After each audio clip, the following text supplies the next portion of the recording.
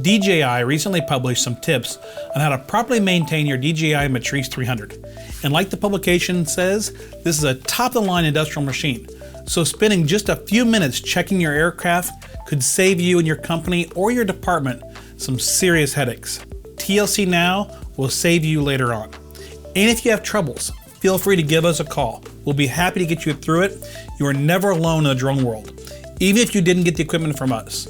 With all that said, I'm Mike Den Hartog from Florida Drone Supply, and let's break down this recent publication from DJI Enterprise Group.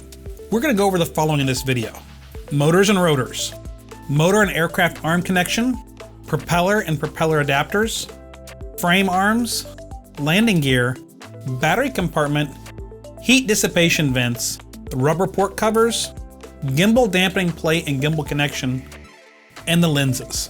We will also show you some screenshots, pictures, and text from the DJI publication between each section discussed in the publication. We'll also add some of our tips we have learned along the way. Let's go ahead and get started. First, we're going to talk about the motors and rotors. As it says here, we're going to rotate the arm, the motor around, and we're going to find out if there's any grinding, anything unnatural. This should be very smooth, very consistent, nothing unusual, okay? Also, as it says, we're going to look at this little gap right here. There's a little tiny gap right there. And as we look at that, we're going to look at it and just make sure that as it rotates, it doesn't change in any way, shape, or form, make sure that it's balanced properly. And then just give it a little jiggle and make sure there's no movement other than the rotation. That would indicate that the bearings might be bad if it had that movement in there. But if this is true, nothing's bent and everything is perfect, then we can move on to the next step. All right, next thing we're going to talk about is the motor and motor arm connections. Now we want to make sure that this is nice and firm right here. You want to make sure that the adhesive in here and that these bolts are still nice and tight. So you want to just kind of firmly hold on to the carbon fiber and twist the motors a little bit and make sure that it is firmly connected. Then if you have an Allen wrench, you can take that, put that in here, and you can see if that is tight. You don't want to turn it though, so don't force it. Just make sure that it's not loose. If you end up turning it, then you're going to have to redo the Loctite that's on it. So you'll have to completely back it out, put new Loctite, and put it back on. They do use the blue Loctite, I've noticed. So you're going to want to make sure that you do that and make sure those are all nice and tight.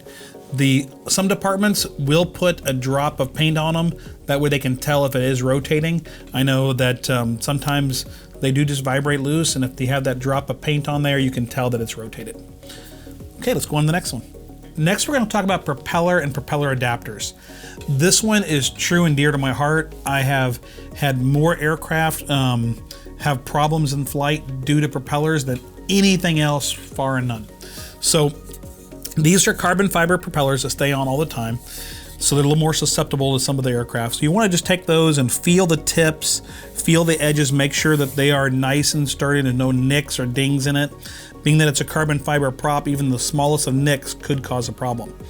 You'll want to rotate that and just kind of give it a little twisting action and feel that, make sure it's nice and tight everywhere along the way, and that the propellers are uniform all the time. Now also, I'm going to tip the aircraft back a little bit here to show you the bottom here. You're going to see this adapter plate on the bottom. This has two screws that attach it to the top of the motor. You're going to want to make sure those screws are tight. This is where possibly that paint pin on there might really help to make sure those screws are not backing out ever. Also look right here and make sure there's no cracks where the propeller adapter meets the propeller. Just want to rotate that around and inspect that from both sides to make sure that there is no cracks on this bracket anyway. If you want to clean the blades, you just use a clean dry cloth to wipe them off.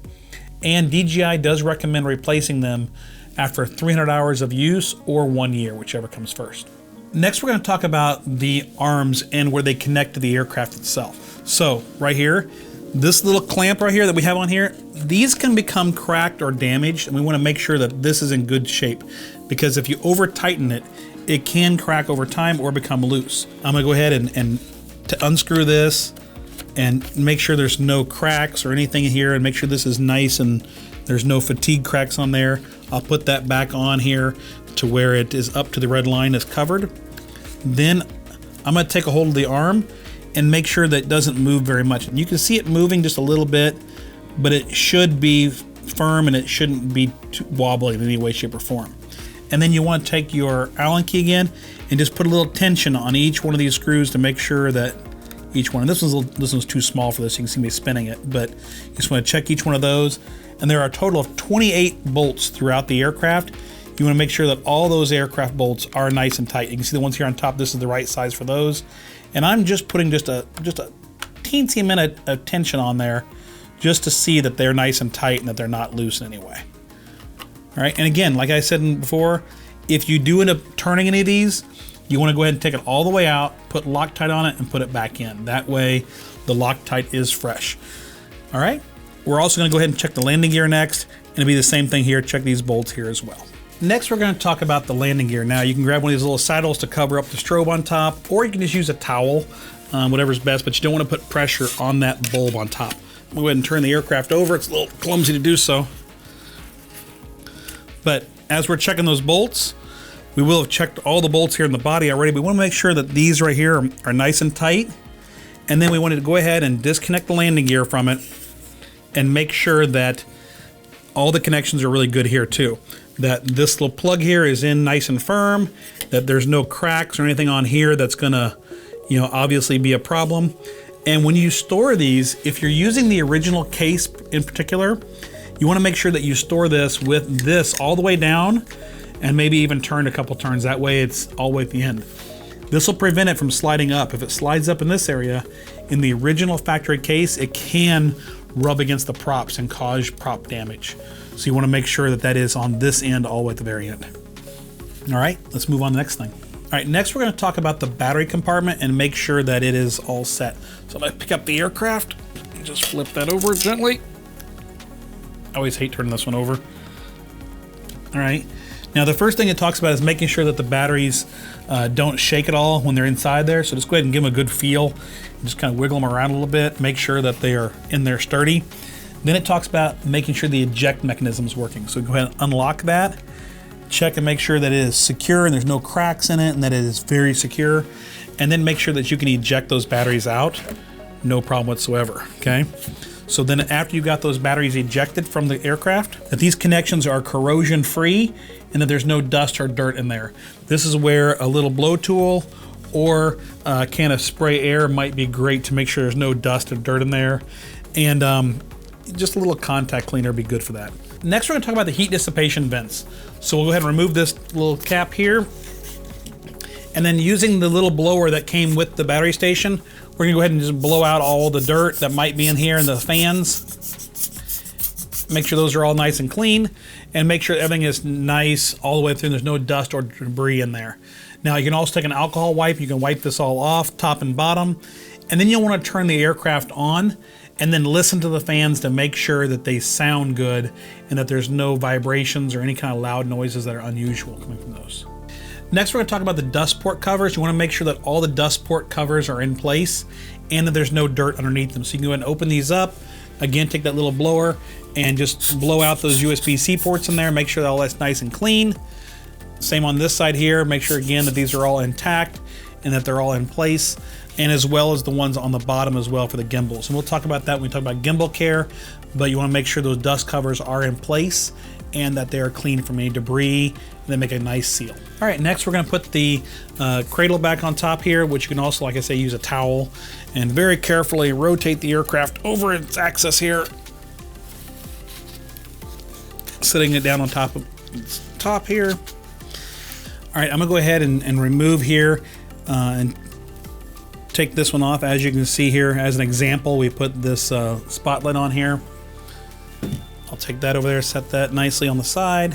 I'll take off our H20T as well.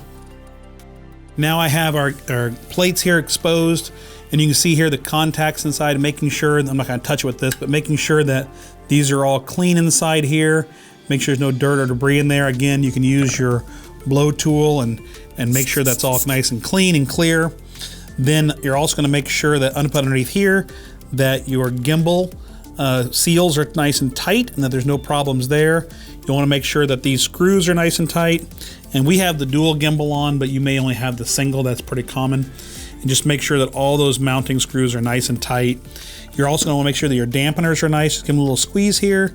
Examine them for any leaking fluid, making sure that nothing has started leaking out of those. That's a real easy thing to change, but boy, it can be messy if they break. And Again, your blow tool here, just making sure that you can blow off the stuff. We got a little bit of sand on ours. You can go through here and check all that and make sure that's all nice and tight and clean and dust free. Next, we're going to talk about all the lenses on the aircraft. Now we've got the infrared, the auxiliary vision sensors here, as well as our auxiliary lights and the beacon.